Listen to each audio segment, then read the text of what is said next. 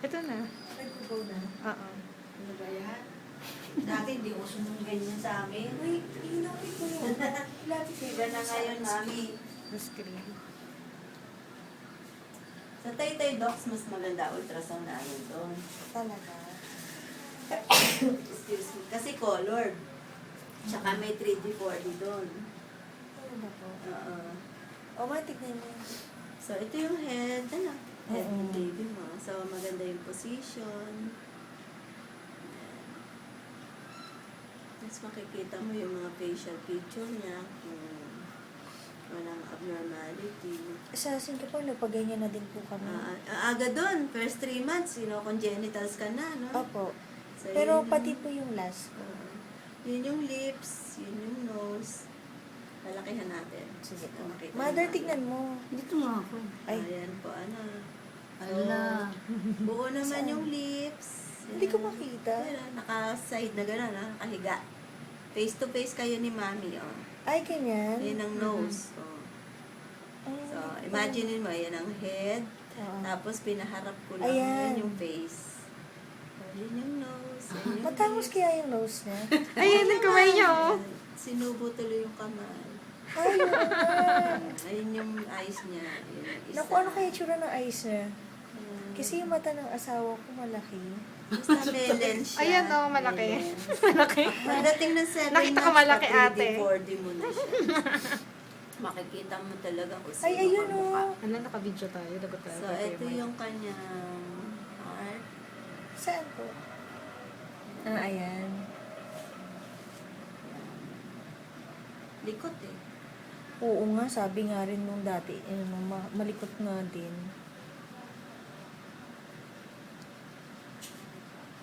Oh, ikot ng ikot. Mamaya. Ayan. Alam mo na ba gender? Yes, pero sige, Ano tignan nyo ba? na rin.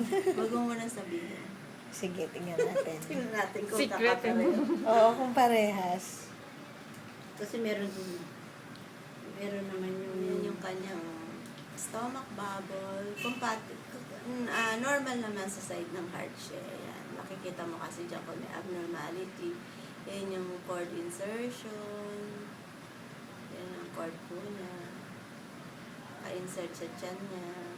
Nasaan? Yan yan parang transparent na ito. Yan yan transparent na yan. Yan yung cord niya. Anong ginagawa niya para magalaw? Yan, sumisipa, sinisipa ka dito. Ay, Yan ang dalawang ay, ang paa paa niya. Oo nga.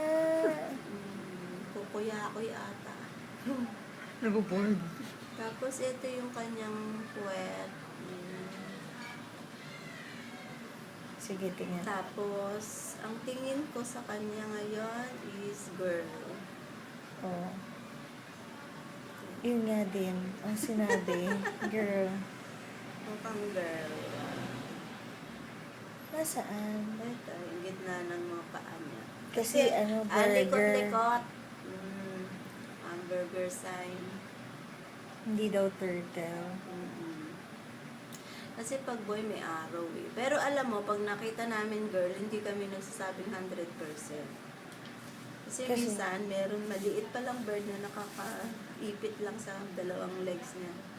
Ayan po yung, ikot ng ikot. Yan o. Yan yung pinaka-open. Ayan nararamdaman ko gumagalaw siya sa tiyan ko. Nagpapakitang gilas sa'yo yung baby mo. Ay, nararamdaman ko gumagalaw siya. So, yan ang Ngayon. placenta mo. Nasa taas naman. Ah. Wala naman dito sa baba. Saan po yung niya, ulo niya ngayon? Eto. Hindi, dito po sa tiyan ko. Dito. Yan sa baba. Okay lang yan. Eh, ba't nasa baba na? Ibig sabihin, normal ang posisyon. Ganon. Oo. Kapag nandito, Ibig ba umiikot pa po yan? Oo naman. Hindi na pa naman. Pagka 37 weeks na yung baby mo, yan, permanent na yun. Hmm. so okay pa na mag-travel sa Catarata. Oo naman. At actually, ang mga airlines hanggang 7 months Ayos sila.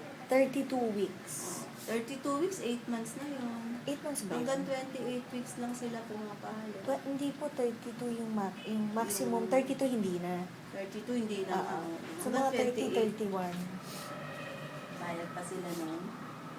So, kailan ang punta mo? Next week po sana. Next week. Tinitake ko lang yung Yung mga size. size ni baby mo ngayon.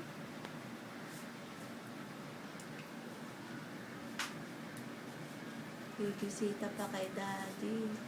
Tapos uuwi ka na naman dito na. Opo. Yan. Dok, magkano po yung ano nyo? Pwede po bang pag-usapan habang nagaganyan ka? So, 23 weeks and 6 days. Tapos ang sukat niya, 22 weeks, 5 days. Compatible naman yan. Talaga. Kasi plus or minus 1 to 2 weeks yan eh.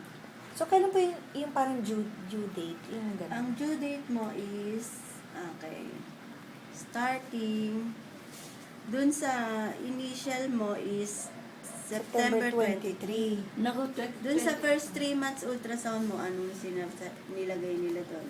Yung first 3 months, October 3. Okay. So, more or less, pagdating mo ng September 15, pwede ka na mag-labor. Nay, Hanggang October 3. Ay, ba't ang tagal naman ng labor? Hindi, ano yun, parang pwede na, kumbaga. Meron kasi yung parang range. Apo. Pagdating ng 37 weeks, hanggang 40 weeks yan, inaantay na lang natin. If ever lang, kung halimbawa, hindi pa tayo nagle-labor ng 40 weeks ka na, kumbaga, ang pinaka-mark ng pag-aantay natin is hanggang October 3. On or before October 3, dapat manganak ka na. Kasi pag lumagpas ang October 3, doon natin isipin na overdue na siya. So, hindi pwede yung ma-overdue. Ano po yan? Yung fluid level ng Okay. iyong baby.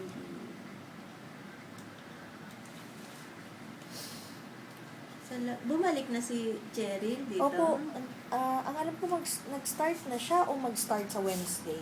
Nalaman ko lang kasi doon sa isa ding kaibigan niya, ni-refer niya, si Candy, na nandun pala sa Singapore. Sipag naman kasi yung babae niya. Oo nga po. Okay, girl na girl talaga. Talaga, saan po? Ayun o. Ang Talaga? taba, oh. Ito yung dalawang legs niya. Ito yung gender niya. Girl na talaga. Tingin ko Oo nga. Ay, ikita. Tingnan ko lang kung wala kang sign ng infection. Sige po.